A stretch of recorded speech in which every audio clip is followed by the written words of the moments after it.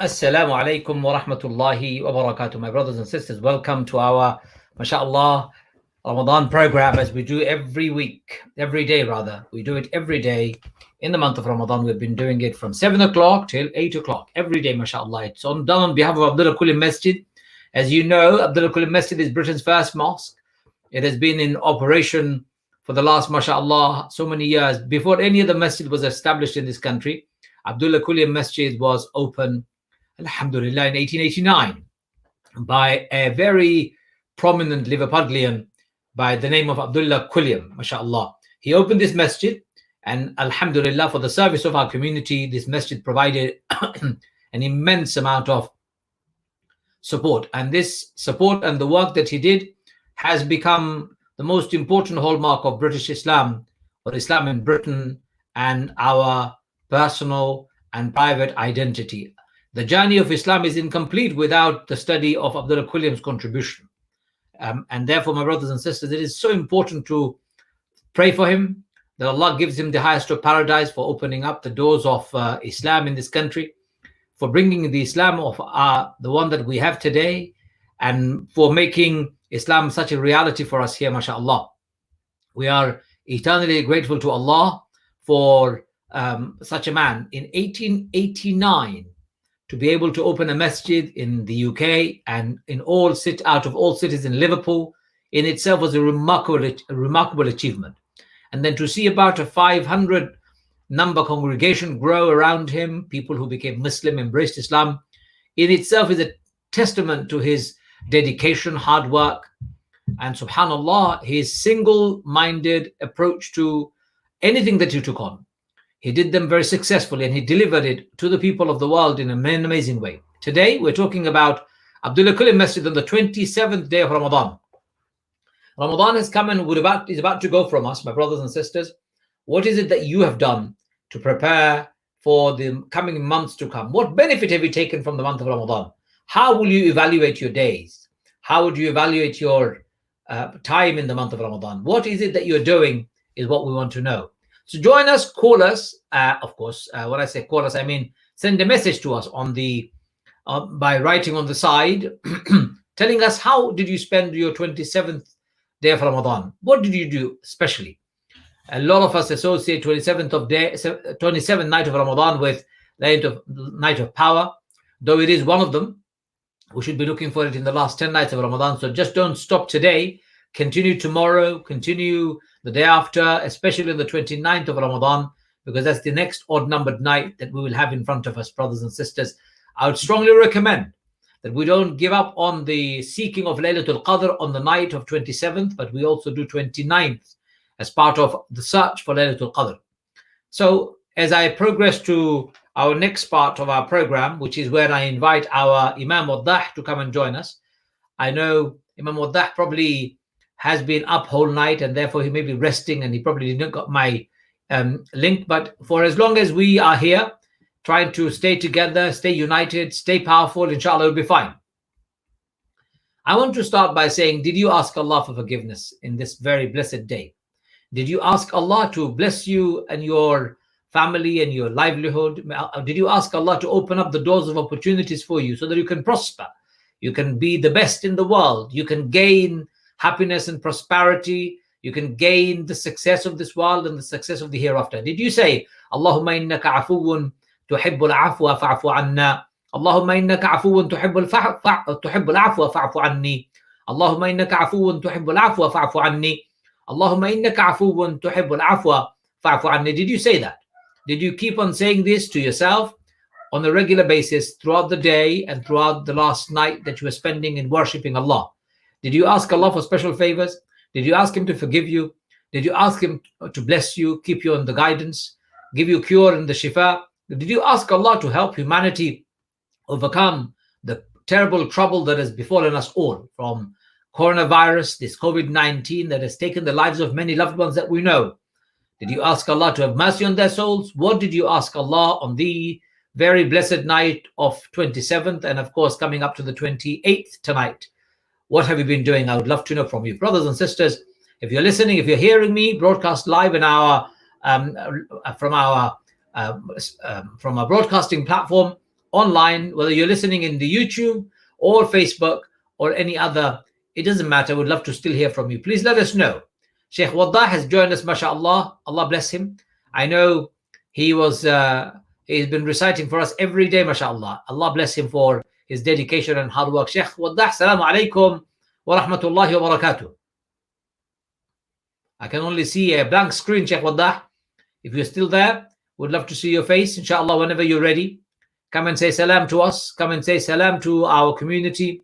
Read the Quran as you normally do so beautifully. And of course, enliven our program with it, inshallah. We can't see you. I'm not sure what's going on. If there is a problem with the connection, you may want to disconnect and connect again. I cannot see your camera and I cannot hear you. Sheikh Waddah, please try and disconnect and connect again because the camera has not come through. But anyway, brothers and sisters, what dua did you make today? What dua did you make on the 27th night of Ramadan? What did you ask Allah to give you in the coming days and months that you still have left? Of course, whatever life Allah has appointed for you, you need to ask Allah for help and support, definitely. I wonder if you all can hear me. Can somebody give me a indication if they can hear me from wherever they are? I'd love to know if you can hear me. Just say on the side, yes, we can. Say salam, say something. Brothers and sisters, I can see Sheikh Waddah, but Sheikh Waddah, I can't hear you. Sheikh Waddah, please come back if you don't mind. Disconnect and reconnect again. I'm going to kick you out, and not literally, but metaphorically. Alhamdulillah, Farah. Thank you. Allah bless you for confirming that you can hear me. Allah bless you, my dear sister. Ali Nur Zaman says, Salamu alaikum assalam. Sheikh Waddah, welcome back. Allahu Akbar. Salamu alaikum. Wa rahmatullahi wa barakatuh, Brother Ajmal. How are you doing? Alhamdulillah, alhamdulillah. How are you? You're looking very good today. What's happening? You're looking as though you're going to get married. La, I think it's the laptop, Dr. Hamid's laptop, mashallah. It's got a good, nice camera. Has he got a nice camera? We're in the studio at the moment. Is Dr. Hamid with you? Yeah, he is, mashallah. Where is he? Tell him to come and say salam to us. Definitely. Come on, Mr. Doctor. Let me see your face. Assalamu alaikum. There you go. Looking young. And you don't even look 20 today. What's the secret, Doctor? We're in the studio. You can see. So we had the kids talent show. Callers from London, 5-year-olds, 6-year-olds, there we go, winning prizes. So we just finished that. That's why Imam Wadda's a bit late. So I apologize for that. No problem. I hope you've got my doctor lined up to be on time. Yes, I have. Yes, we have. Jazakallah khair. Okay, let me get Sheikh Waddah to recite the Quran. Which surah are you reciting today? Surah Al-Muzzammil, inshallah, today. Very beautiful. Bismillah. أعوذ بالله من الشيطان الرجيم بسم الله الرحمن الرحيم يا أيها المزمل قم الليل إلا قليلا نصفه أو انقص منه قليلا أو زد عليه ورتل القرآن ترتيلا إنا سنلقي عليك قولا ثقيلا إن ناشئة الليل هي أشد وطئا وأقوم قيلا إن لك في النهار سبحا طويلا واذكر اسم ربك وتبتل إليه تبتيلا رب المشرق والمغرب لا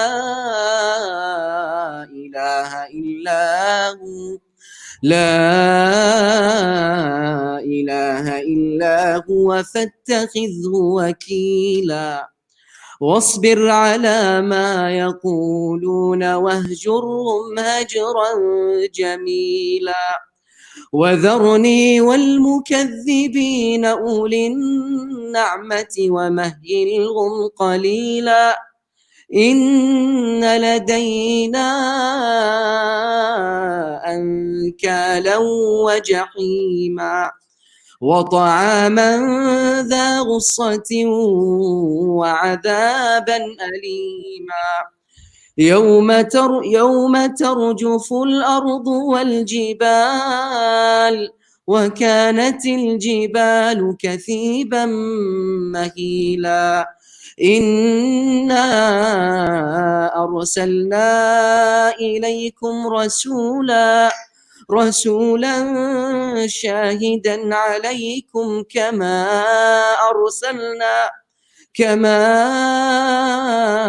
أرسلنا إلى فرعون رسولا فعصى فرعون الرسول فأخذناه أخذا وبيلا فكيف تتقون إن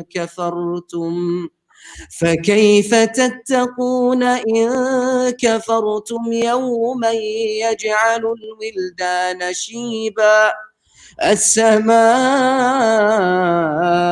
منفطر به كان وعده مفعولا إن هذه تذكرة فمن شاء اتخذ إلى ربه سبيلا إن ربك يعلم أنك تقوم أدنى من ثلثي الليل ونصفه وثلثه وطائفة من الذين معك والله يقدر الليل والنهار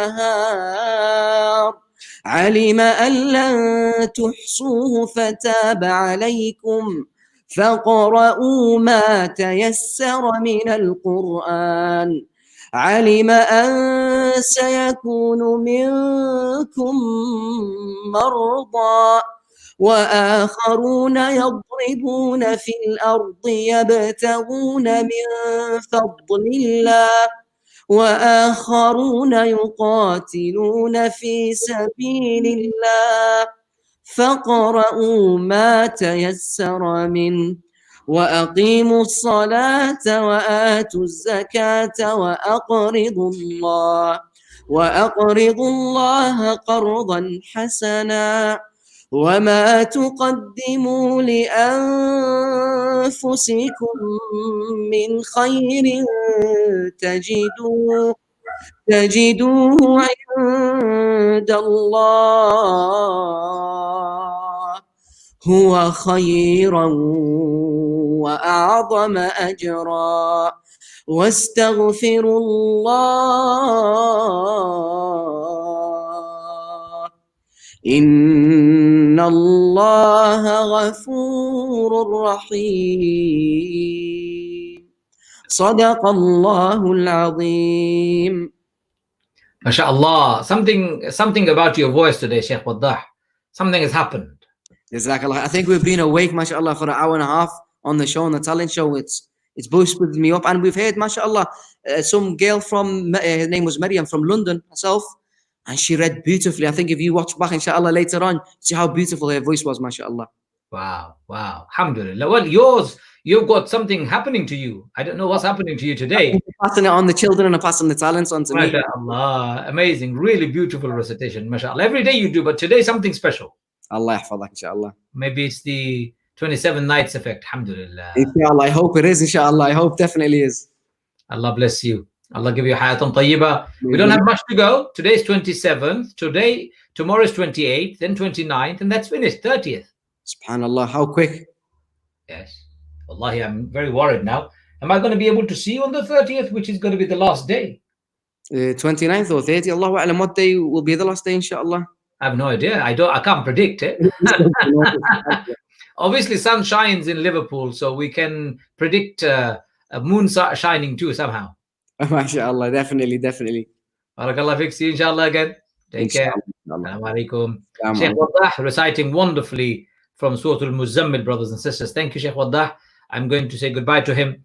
The very beautiful recitation must also follow some of the translation of the Quran, of this surah. We've got Ron, who is waiting for us. Professor Ron Jeeves is waiting. Please bear with us for a few minutes. We'll be with you. O thou rapt one, keep awake in prayer at night, all but a small part of one half thereof, or make it a little less than that, or add to it at will. And during that time recite the Quran calmly and distinctly, with thy mind attuned to its meaning. Behold, we shall bestow upon thee a weighty message. And verily, the hours of the night, the mind most strongly in, and speak with the clearest of voice, whereas by day a long chain of doing is thy portion. But whether by night or by day, remember thy sustainer''s name and devote thyself unto him with utter devotion. The sustainer of the east and the west. There is no deity save him, hence ascribe to him alone the power to determine your fate, and endure with patience whatever people may say, and avoid them with a calmly avoidance. And leave me alone with those who give the lie to the truth, those who enjoy the blessings of life, and bear you with them for a little while. For behold, heavy fetters with us and a blazing fire, and food that chokes in grievous suffering, on the day when the earth and the mountains will be convulsed, and the mountains will crumble and become like sand dunes on the move. Behold, O human beings, we have sent unto you an apostle who shall bear witness to the truth before you, even as we sent an apostle unto Pharaoh. And Pharaoh rebelled against the apostle, whereupon we took him to task with a crushing grip. How then, if you refuse to acknowledge the truth, will you perfect yourselves on that day which shall turn the hairs of children grey, the day on which the skies shall be rent asunder, and his promise of resurrection will be true. My brothers and sisters, I've read a few verses from Surah Muzammil. Just listening to these verses makes you want to shiver, because these verses imply the depth of meaning perhaps that you and I don't associate with, don't think about enough. Therefore, I would recommend that you take a bit of time, my brothers and sisters, and think and reflect, especially as Allah says in this surah, wake up in the middle of at the end of the night and spend some time of it worshipping him, praying to him, glorifying him calmly and nicely, reading his words. This is the advice Allah gives to us in this particular chapter of the Quran. So beautiful, so eloquent. Let me bring in Ron, our dear guest, Professor Ron. Assalamu alaikum, and hope you're well. How are you? Assalamu alaikum. We can't hear you. Ramadan Kareem. So, we have arrived very near to the end of Ramadan, and I think, including today's talk, I have two more, what I have come to affectionately call Tales from the Mosque, recounting the story of the first registered mosque in Britain and its founder, of an extraordinary community of Muslims in Britain in the Victorian era, Abdullah Quilliam, Sheikh Abdullah Quilliam. And last time I spoke to you, I spoke about some of the converts who had assisted Abdullah Quilliam in the work of running the Liverpool Muslim Institute. At that time, I said I would talk about festivals, since we're approaching Eid. And Quilliam kept 4 festivals at the mosque, and these were celebrated, of course, by the Muslim community in Liverpool or any other Muslims that wanted to come and join, and sometimes also would extend out to the wider community. The 4 festivals were, of course, the two Eids of Islam, the Prophet's birthday, Mawlid, and unusually, he also celebrated Christmas, or as he would probably prefer to have called it, the birthday of Isa. Quilliam had no problem whatsoever celebrating the birthday of an honored prophet in Islam. He only had a problem with the way that Christians celebrated Christmas and the particular Trinitarian doctrine that would be brought to bear with the birth of Jesus in Christianity. He had a particularly unique way of celebrating Christmas. And it seems rather strange to be talking about Christmas, I must admit, even though I've got my white beard.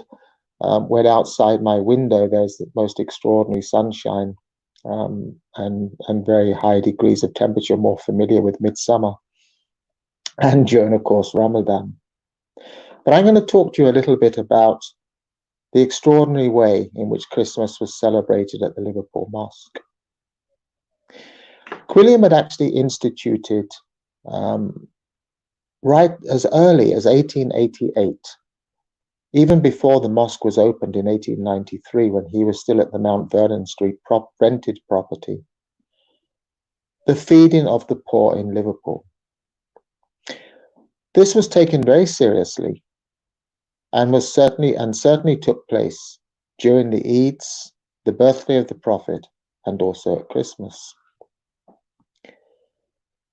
It'll be interesting to see just to what lengths these charitable works took place. Quilliam was very aware, of course, that charity was at the heart of Islam, and that zakat and sadaqah were right at the heart of the Muslim faith. They would feed children, providing breakfast for poor children, and the practice would continue every year from 1888 until 1908, 20 years. They would decorate the lecture hall in order to make the children happy, and songs and musical recitations were performed by women amongst the Muslim converts. The event became so popular that 2 feedings took place each year on Christmas Day. Between 200 and 400 children would be fed in the morning, and a further 400 to 600 in the evening. Each year, Quilliam would invite the media to attend the event, and he would never miss the opportunity to tell the reporters that would gather of the beneficence and universality of Islam. He would ask the representatives of Liverpool's media a very simple question. Who is more close to the teachings of the merciful and compassionate Isa, Jesus? Is it the Christians who eat and drink all day? Or is it the Muslims who perform acts of charity for the hungry? The Christians, he said, eat food. The Muslims, he said, feed others. It became almost a badge of honor for the convert Muslims and others to be able to come to the mosque, including the Sheikh himself, and be servants on Christmas Day. They themselves would feed the children, and later even, sometimes, their parents. The food, which we have descriptions of, was very wholesome and healthy, and must have been welcomed so much by these poor children. The community would serve beef sandwiches, fruit buns, served up with mugs of tea to keep the children warm in the winter. The media always responded to this event favorably which just shows how expert Quilliam was in public relations on behalf of Islam. And every year the media would write about Christmas spent amongst the Muslims, who celebrated Christmas in the spirit of Christ and who revered him as a prophet of God. In 1895, Quilliam would write that the occasion was an opportunity to show Christians that Muslims revere, honor, and respect the memory of Christ as a prophet, an apostle of the one only true and undivided God, and that the religion of Islam inculcated almsgiving to the deserving poor and needy as one of the pillars of the faith. This edition of the Crescent reports that free meals were given to the destitute and distressed, without any distinction of religion or nationality. The mosque opened at 9 a.m., offering plates of meat sandwiches, bread and butter, seed and bun loaf, and gallons of tea and coffee. Quilliam describes 210 ill-clad Christians neglected by their own community, accepting the hospitality of the followers of the last prophet of God. As was customary, the event was repeated at 6 p.m. that year, when 368 children were fed. At 8 p.m., after eating, the Muslims and the children were entertained by magic lantern entertainment, including images of Quilliam's travels in the Muslim world, which were followed by comic slideshows and finally Chinese fireworks. By 1897, crowd control had to be introduced to deal with the numbers that gathered to be fed. The formula of the event always remained the same.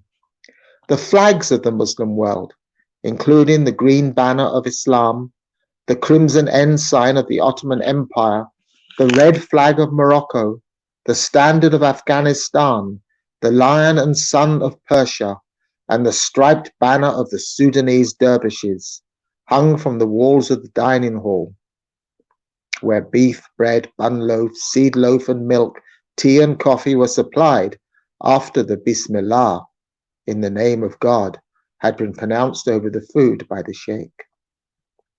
The poor of the city were fed 200 at a time, and as I said, over 400 were fed in the evening session, when delegations from Liverpool's Jewish community would also attend, showing the multiculturalism that Quilliam exhibited in his home city.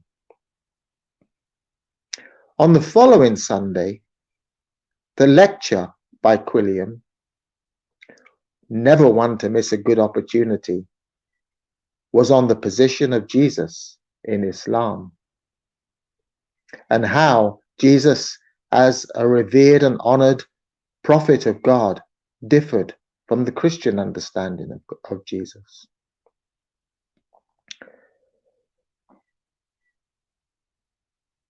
I just find this an extraordinary story, and one which encapsulates Quilliam's approach to Islam.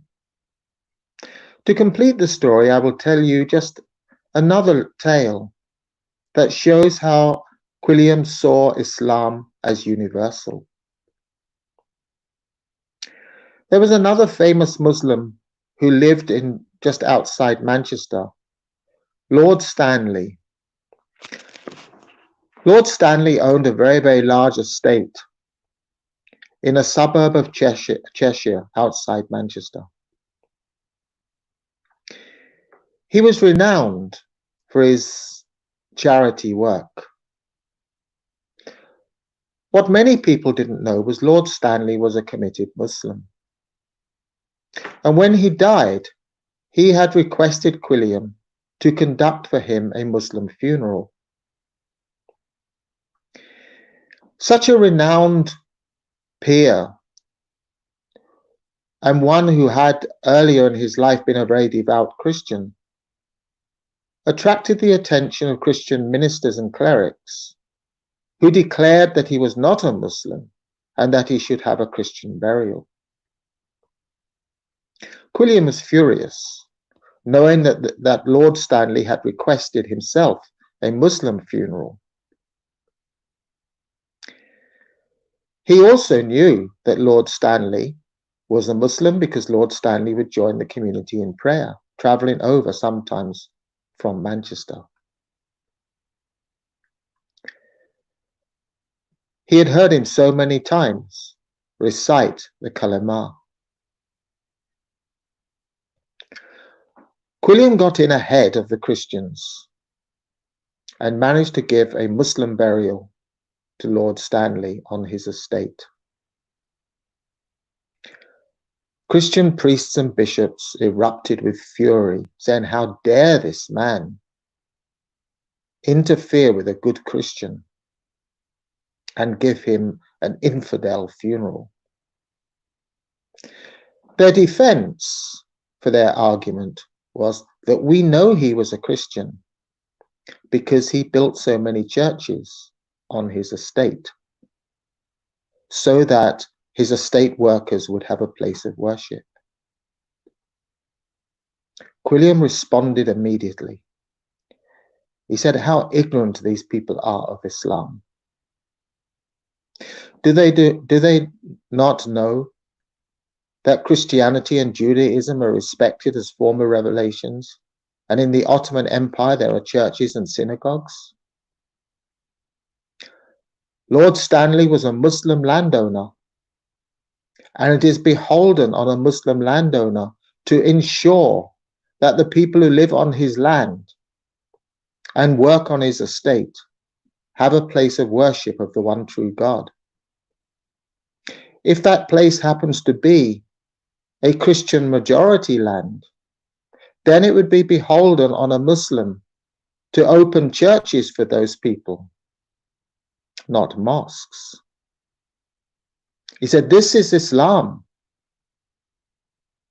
Islam is universal.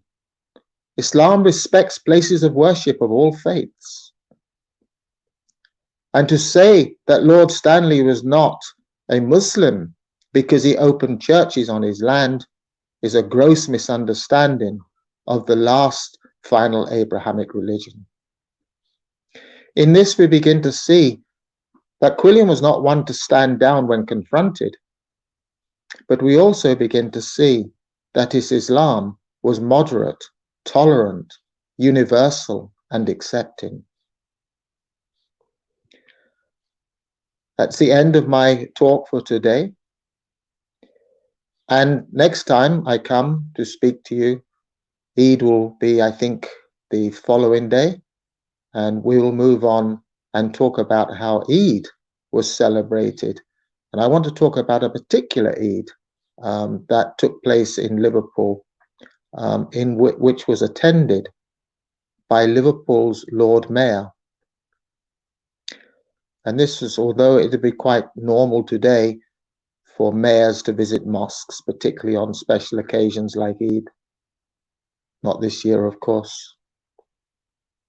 But this was probably the very first time in the history of this country that an official, a Lord Mayor of a city, had gone to a mosque in order to celebrate Eid with a Muslim community. Thank you so much for listening. Enjoy your iftar, and walaikum salam. Wow, thank you very much. Professor Ron Jeeves always comes and says very beautiful outline of this amazing legendary figure called Abdullah William Quilliam, and the legacy of his work lives, and we continue. Brothers and sisters, we're grateful to Professor Ron Jeeves. He'll be with us next week again. Not next week, in the next few days. Today is what? Wednesday. So inshallah, we'll have him on Friday. And then that would be the last of our programs with Professor Ron Jeeves for at least this Ramadan. I'm pretty certain we'll be doing more programs with him later on.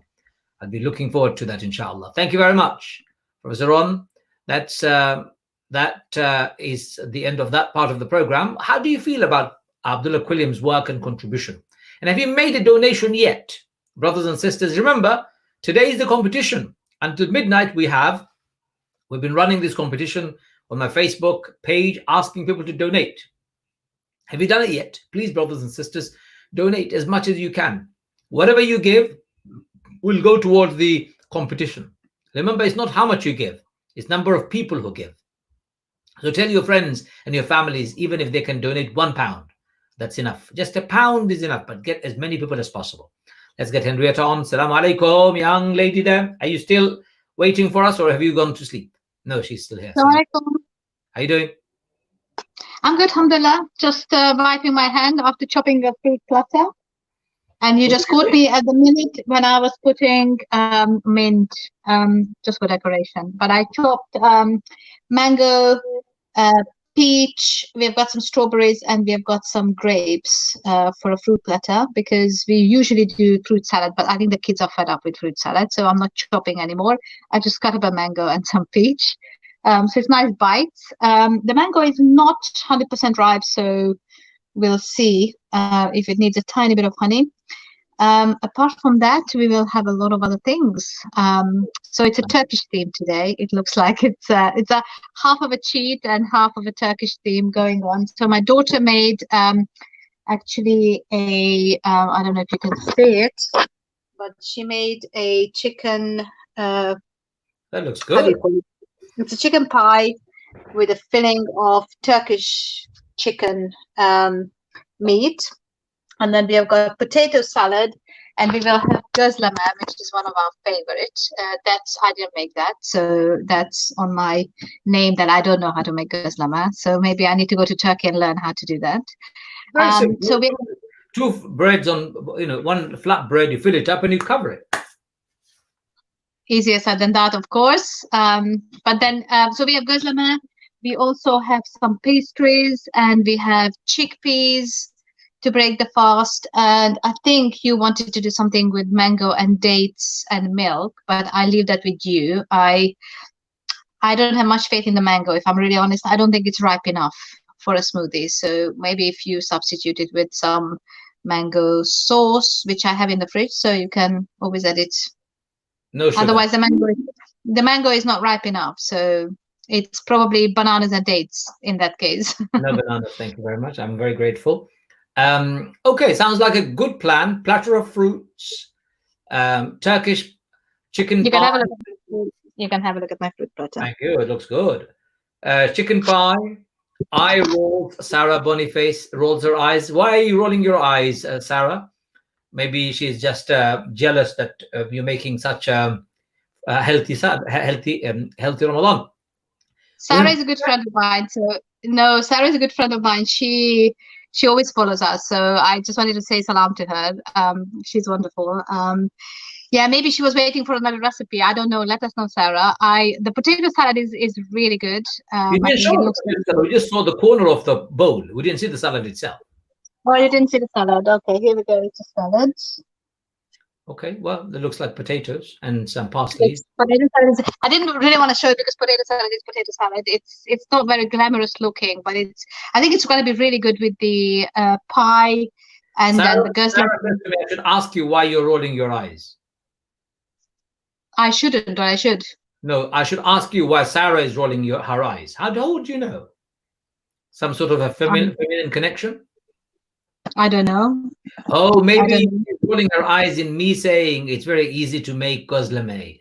That's yes. I think she's right. I agree with her. Absolutely. One's big, massive bread, flat with fillings, and you turn it around. Of course, it's so easy. That's why they have to employ Turkish women in our local area. Bread, you put some fillings and you just fold it up. And you didn't cook That's not the point, Ajmal. It's to making the bread. It's the filling making. It's the right consistency. It's preparing the bread. That's the difficult part. It's not putting it together, really. I don't know about that.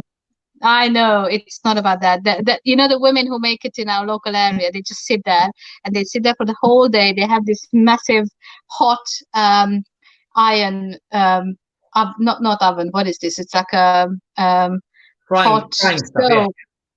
Pan or whatever it is, and they sit there and they make the gözleme. So it does have something unique about making it, because it's a very kind of traditional Turkish thing, and I would love to learn it, but it's not about the frying of it and the putting together of it. It's the making the bread which makes it different. Okay, well, let's not worry too much about the food. Let's now concentrate on your brain a little bit. What have you got for our brains today? So yesterday we started talking about the battle and what we have battles with when it comes to our animal soul and our higher self. I wanted to continue with that one because today I found a quote as an explanation, and we started off talking about where does our happiness lie and where does our misery lie. Happiness lies, of course, in polishing ourselves and actually engaging with the battle to better ourselves, whereas our misery is when we fail and we don't take the practices to our heart. It doesn't change us and it doesn't give us any nourishment for our soul. So Imam al-Ghazali explains one particular aspect which I love because it's about patience, and everybody knows that I do have some issues with patience. So he explains that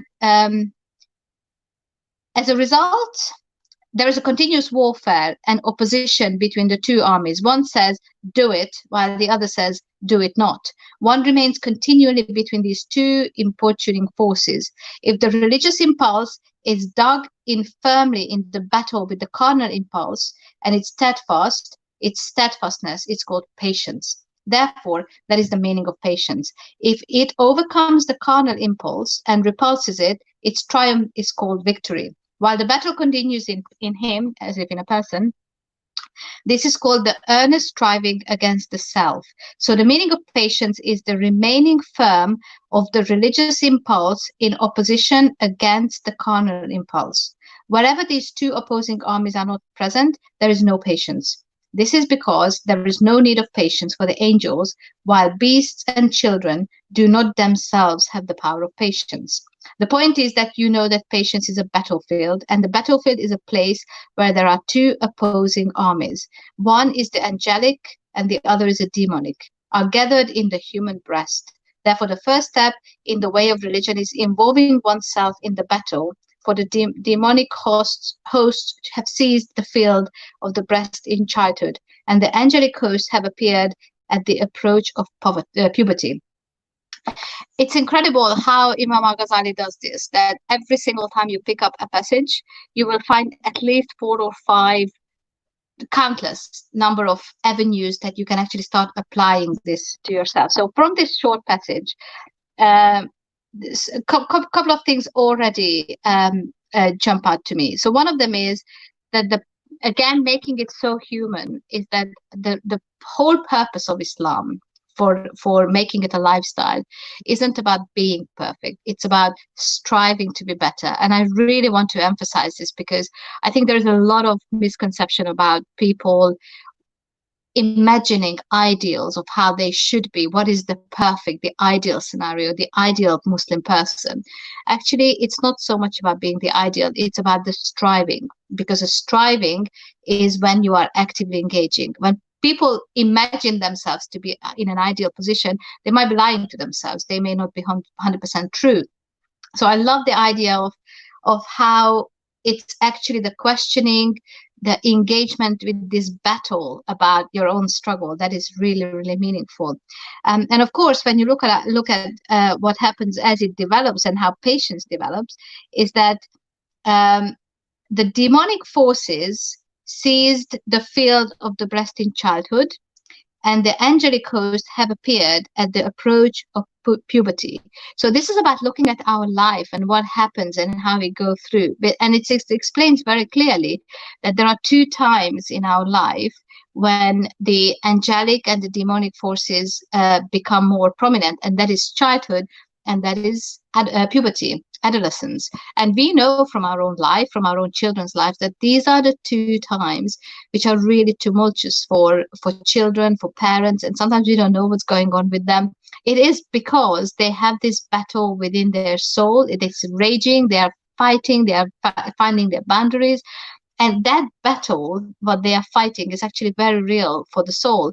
So this is the time, both the childhood and adolescence, when we hone in and rein with all the things that are emotionally happening, we rein it with logic and reasoning and cognitive facilities. So this is the time when we accept that it's not about ideal. And I think with our youngsters, sometimes we make this mistake that we paint a picture for them, the ideal picture of how it should be, and we often ask them to do the things that we ourselves cannot perform.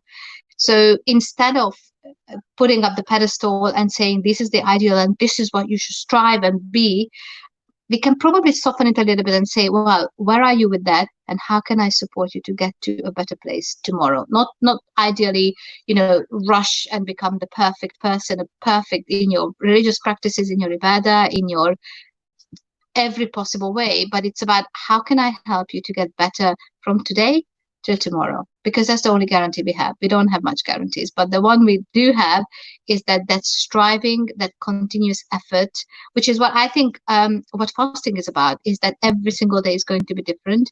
Every single day is going to bring a different challenge. If you are not hungry, then you will be battling with something else. If you are okay with your patience level, if you have done your worship, and if you have done everything, the extra prayers and everything that you planned for, you might be really struggling with hunger or a particular other emotion. So it's about really accepting that the process of life is not about fixing. It's the process of life is to participate and continuously struggle. Because it's very easy to say, I fixed it and move on to something else. When you have to stick with something that is difficult, that is challenging, something that it takes you, maybe years to figure out and hone and rein in, I think that's really what the meaning for me that the jihad is, that continuously, and we know this from our personal experience, all of us have something that becomes better and easier with each year, with each Ramadan. Every Ramadan is adding, hopefully, inshallah, to our personality, to our growth spiritually, intellectually. Every Ramadan should be better than it was last year. Not perfect, because there will be challenges, the situation is going to change, our age is going to be a factor, but if we can pursue the path of bettering ourselves, I think that's a more hopeful way forward than imagining ideals and continuously feel that we have failed and we are useless and we don't know what we are doing and I will never reach that level of the height of who I want to be. I think it's about really embracing that battle in the chest, which was Imam Ghazali was talking about. Fantastic. I'm going to invite Dr. Fairuza Fayaz to also join us. She's a GP from Liverpool. Assalamu alaikum, Dr. Fairuza. Can you hear us? I can hear the birds chirping at the background, tweeting of our birds in your garden, but I can't hear you, Dr. Fairuza. I think it's the garden from our garden. The birds are from our garden. Dear. Okay. Dr. Fairuza, we can't hear you at all. Can you hear me? No. I can see her face. I don't think the reception's too good. No, it's good now. It's very good. How are you? Sorry, I think the reception's not too good. Maybe I should get. Do you have Wi-Fi? So, question. Do you have any Wi-Fi? No. You're not. Okay, I might just try go inside. Please do. That's a good idea. That's a good idea. Dr. Fairuza has unfortunately got disconnected. Fantastic. Henrietta, I think it's very good that you are taking us through alchemy of happiness, and hopefully we'll all become very happy at the end. Though Ramadan is going, a lot of people will be very sad that it's going. I'm not sure how you feel about Ramadan going. I certainly am already feeling that I'll miss it madly because of my... I love and I prefer not eating much, as you know. Okay, Dr. Fairuza is back, but carry on. This is not the question you should have asked me, Ajmal. You know my answer to this one. Fairuza? Fairuz. Assalamu alaikum. How are you? I'm good, alhamdulillah. I'm good. Sorry, the reception isn't there. that great. Are you using a Wi-Fi connection or are you using the 4G or 5G? I'm using my Wi-Fi connection. So that should be far better. Thank you. So we have Dr. Fairouz Fayaz. We have Henrietta, who is about to go because she has been speaking for the last 20 minutes. I'm going to let her go. And I'm going to bring you in. All right, let's get rid of Henrietta there. Dr. Fairuza is back here. Thank you. Again, I'm very grateful that you could join us. How is Ramadan treating you? Alhamdulillah, it's been a good Ramadan, very restful. My work commitments have been reduced and I'm doing a lot of work from home. I mean, the work that I am doing, I'm doing from home. And obviously the children my youngest is at home, so that is good. And then I've got the other 3 at home as well, back from university. So if we have had a very restful Ramadan, that makes me feel very jealous, because I've had one of the most exhausting Ramadan ever, because I've been so busy. Alhamdulillah, even though I'm at home, I've been doing 3-4 online programs a day. MashaAllah. So, it has been very, very exhausting, brain-numbingly exhausting, because my brain has been preoccupied. But leave that aside. Is it very normal, doctor, to find your body really going limp towards the end of Ramadan? Is that normal?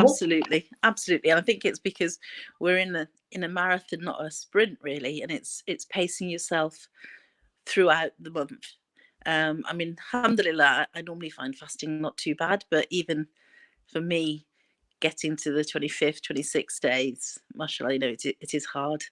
And it's making sure that you have adequate nutrition, adequate hydration, adequate sleep. And I think, alhamdulillah, for a lot of people, I know for yourself it hasn't been the case, but for a lot of people, this has been a much quieter Ramadan, because they've not had to go into work, not do the commute, not do the school runs. So inshallah, they've had the opportunity to reap the benefits. So what should I do? How do you think I should recuperate after Ramadan when I'm feeling so exhausted? I probably will be sleeping 24 hours a day for the next after Ramadan. Well, I think sleep's really important, actually. I mean, when I see my patient, I mean, I have a clinic in Chester and I do functional medicine, which is a more of an integrative model. And the first thing that I start off with is sleep, making sure that you get adequate sleep, because it's so underrated. With the advent of artificial light, we stay up way past Isha. We're going to bed 11, 12, 1 o'clock, and then we expect our bodies to be rested when we get up at 6 or 7 o'clock to do the commute or the school run. And that's just not really feasible. So what we need to do is make sure that you have a sleep opportunity for at least, 7 to 8 hours. So that doesn't mean that you only have 7 or 8 hours. You're looking at 9 to 10 hours, so you have the opportunity to sleep those 7 or 8 hours, 7 to 9 hours, really. But how many hours do I sleep? I normally go to sleep at about 4. So 5, 6, 7, 8, 9, 10. About 10 o'clock, I'm so 6 hours, but I'm so exhausted I could sleep more. Yeah, well, then you should let yourself sleep more. I can't, because I've got work to do. But then, I think a lot of it, I think a lot of people have learned that you're an imam, so obviously Ramadan's going to be busy, but learning to prioritize and learning to say no to things is really important. And as a mother as well as a doctor, that's one of the most powerful things that you can do, is say no, so that you allow a lot more yeses into your life that you want. So if you say no to staying up late, that means you can say yes to perhaps getting up before Fajr for Tahajjud, or you can say yes to suhoor. You can say yes to your, more acts of ibadah, more, even just being present with your children, which is so important. And if you're tired, you can't do that. So I think it is a lot about prioritizing. I agree entirely. I think it's inevitable that we'll run out of steam. I'm one of those terribly, what's the word? I probably am slightly strange, because I can go on and on and on and on for months on end without really collapsing. I don't know what it is that keeps me like that. I don't even drink tea or coffee. Never ever drunk in my life. So alhamdulillah, I'm very fortunate. Some practical tips for people who are going to get back to normalities after Ramadan. Do you think they should eat, indulge, and become gluttonous, at least for the first month, hoping that they would have lost enough weight in the month of Ramadan? No, absolutely not. Obviously, Eid time, sort of an 80-20 rule, 20% of the time, obviously, the smaller percentage of the time you can indulge, but 80% of the time follow a much better diet. I tend to favour a sort of a low carbohydrate diet, which I know ethnically can be difficult, but it's probably a better one in terms of your keeping your hormones balanced, making sure that you're not getting lots of insulin spikes, and making sure that you stay a stable weight. And how do you keep the carb down? Our diet is consisting of always some type of wheat or some sort of bread, rice. How do you do that? I mean, really looking at the food choices that you have. I mean, rice, yes, but maybe change it for brown rice. Maybe, I mean, obviously, don't eat white rice as often. And when you do have your plate, have more than half filled with vegetables. So vegetables are a really good source of phytonutrients, vitamins, and make sure that your plates are loaded up with vegetables. You can have meat, fish, eggs, these types of proteins, and then just a smaller amount of carbohydrates. Make sure the carbohydrates that you do have are complex carbohydrates, not refined. So they're not the white flour, the white potatoes, pasta, and you're really sort of cutting those down and filling yourself up with the complex carbohydrates and vegetables. And make sure you have a rainbow color in your plate, so you get the red cabbage, the carrots, the broccoli, the spinach. You're not doing us any favor here. There I was thinking of having huge amounts of rice. I've not touched rice in the whole month of Ramadan this year. Yeah, I was thinking of restocking my rice supply. I've not touched any sugar for the whole month of Ramadan. I've not had any dessert, nothing. So I've been very good. So keep the sugar for the celebrations, and then just have muraqabah. Just make sure that you're counting these things afterwards. And you don't have to be super strict, but just have that. Just think about the food categories that you have. Try and reduce the carbohydrates. Make sure you get good quality foods, good quality proteins, lots of vegetables. And then the other benefit of that is if you do that year long, you'll find that Ramadan's a lot easier. I mean, generally speaking, when I've adhered to a reasonably low carbohydrate sort of diet protocol, I find that Ramadan fasting is so much easier. And I suppose the other thing is, because intermittent fasting is all the range, and the 2-5, that's something else that you can do during the year, and it fits in with lots of current sort of medical evidence now that that's beneficial. Intermittent fasting is good, but make sure that you get some good advice from people that understand the process and also understand your personal health journey as well. Obviously, things like medications can make a difference, so really do seek advice.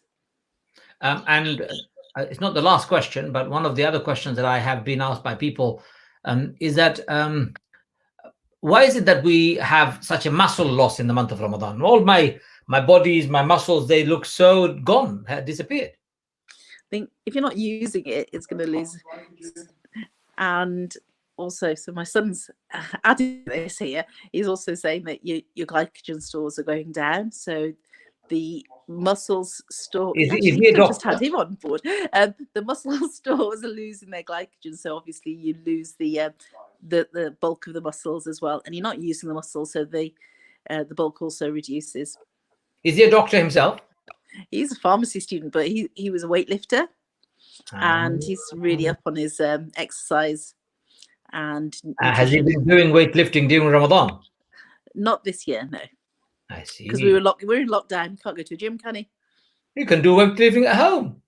He can. But the weights are quite scary weights. I mean, he was in the Commonwealth Games, actually, so they're huge weights. So I don't really want my floors ruined. I think I've got your priorities right there. Alhamdulillah. Yeah, absolutely. Yeah. Very good. And the last question for the evening tonight. So what are you going to do tonight? What's going to be your iftar? Iftar tonight? Oh, I think we've got a tray bake of chicken with peppers and a nice salad, actually. I suppose it doesn't help when you've got a weightlifter at home who only wants to eat a lot of protein. Yeah. Alhamdulillah. I mean, he can have the protein, and it means that we have fairly healthy diets, actually. So it's really quite good. Alhamdulillah. I know your family has been involved with Abdullah Quilliam Masjid for a long time, including being a trustee. Was it your husband who has been a trustee with us, mashallah? My children's father, yeah. Yes, of course. Yes. Sorry. And also, we've had a great amount of support from your family and from yourselves. We're really grateful. Abdullah Quilliam Masjid is the first mosque of Britain. It is probably the most important mosque we have. And I can tell you, I'm not a trustee of any mosque in any other parts of the world except this one. And I accepted it because it's so important for us. Inshallah. We hope and pray that you can support us in the future. Obviously, we've got a massive project on board. We've got to build that or buy that building next door that the council has offered us. We're looking to raise at least £500,000 to complete the purchase. So we'll come and knock on your door very soon, metaphorically speaking. Yeah. Inshallah, and please, you can give us support. That would be wonderful. We make dua for your success, for your good health. Thank you. And for the entire family, that may Allah bless you and may Allah give you the best of this world and the hereafter. Jazakumullah khair. And Barakallah to you, fikum, Doctor. Nice to see you, nice to talk to you, and thank you for your wonderful advice and your time. Okay, then. Assalamu Take care. alaikum. And early Eid Mubarak to you. Oh, Eid Mubarak to you as well. Take care. Jazakallah khair. Thank you. Assalamu alaikum.